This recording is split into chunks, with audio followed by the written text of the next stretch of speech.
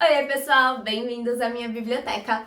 A gente vai conversar um pouquinho hoje sobre os livros que eu pretendo ler durante toda a primavera que está chegando.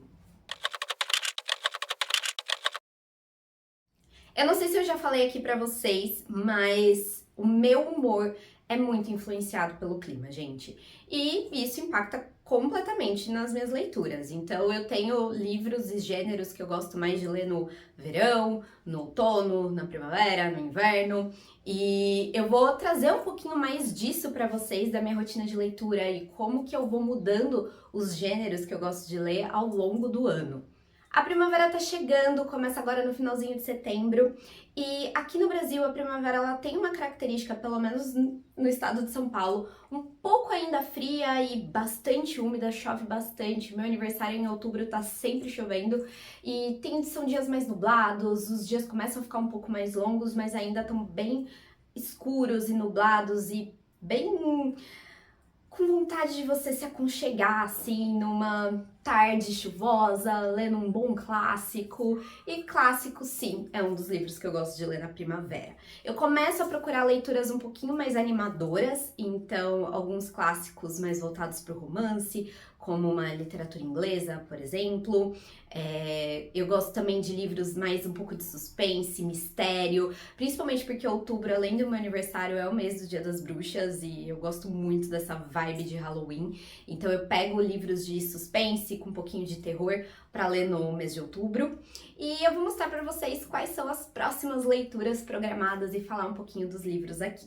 Um dos livros que eu tô pretendendo ler um pouquinho mais pro final da primavera, chegando no verão, é essa edição linda de Gabriela Cravo e Canela, lançada pela Companhia das Letras. Gente, essa história não é novidade para o povo brasileiro, né? A gente tem aqui, eu achei que era um livro bem mais fino do que isso, mas a gente tem a gente teve uma adaptação há muitos anos atrás para a TV que fez um sucesso gigantesco desse livro. E Jorge Amado, maravilhoso, eu já li Capitães da Areia e amei, faz muito tempo. E Gabriela Cravo e Canela é um dos livros que tá na minha lista, ó, há um bom tempo. Essa edição é novíssima, saída do forno da Companhia das Letras. A diagramação dela tá linda, maravilhosa, super à altura de Jorge Amado. Olha isso, gente.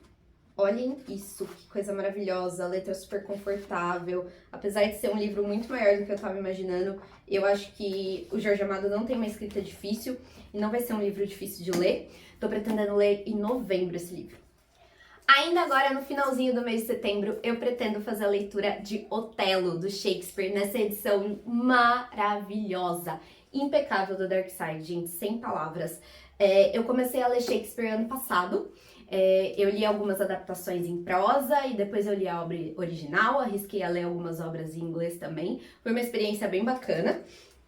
E Otelo é uma das que eu ainda não li. Eu vou mostrar um pouquinho dessa edição pra vocês, porque tá muito linda. Olhem isso, ela é toda ilustrada. Tem os personagens. E aqui começa o livro em si. Gente, Shakespeare é escrito em forma de peça de teatro, para quem não sabe. É uma leitura bem difícil, ela é bem chatinha de ler, mas Otelo é uma das poucas... Que poucas não, né, Juliana? Tem muitas ainda que você não leu. Otelo é uma das principais que eu ainda não li e pretendo ler agora em setembro, nesse finalzinho de mês, para começar a primavera com um clássico aí de mão cheia. Entrando no mês de outubro, eu separei A Intrusa, da Júlia Lopes de Almeida, para eu ler nesse clima aí de Dia das Bruxas, pegar um suspensezinho.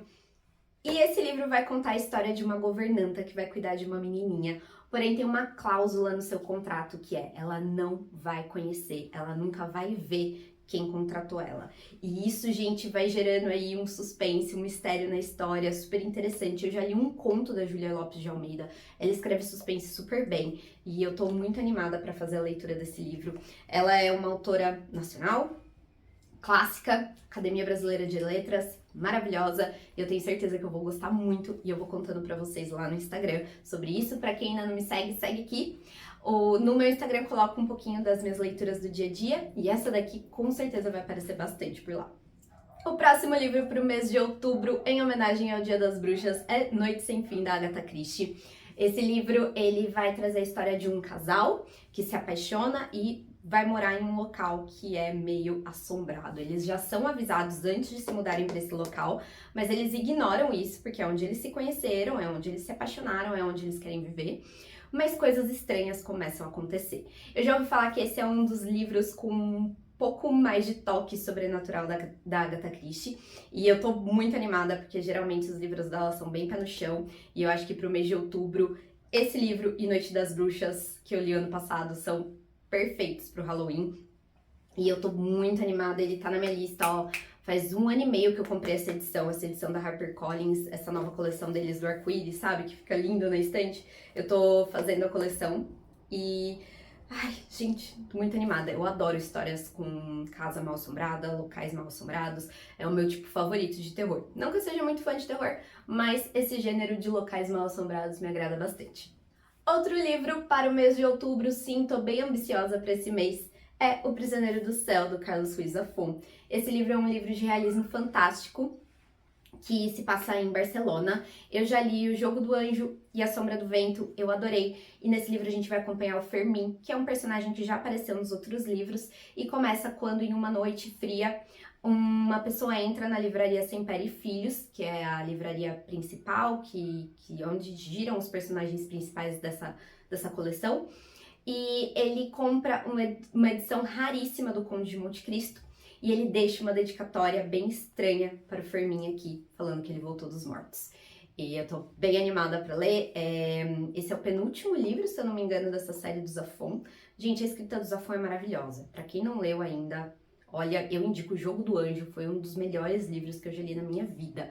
Então, as expectativas para esse livro estão altíssimas. Ele é menor do que os outros, bem menor. Então é por isso que eu coloquei ele para ler em outubro também, que eu acho que eu vou dar conta, porque são todos livros pequenos e vai dar tudo certo.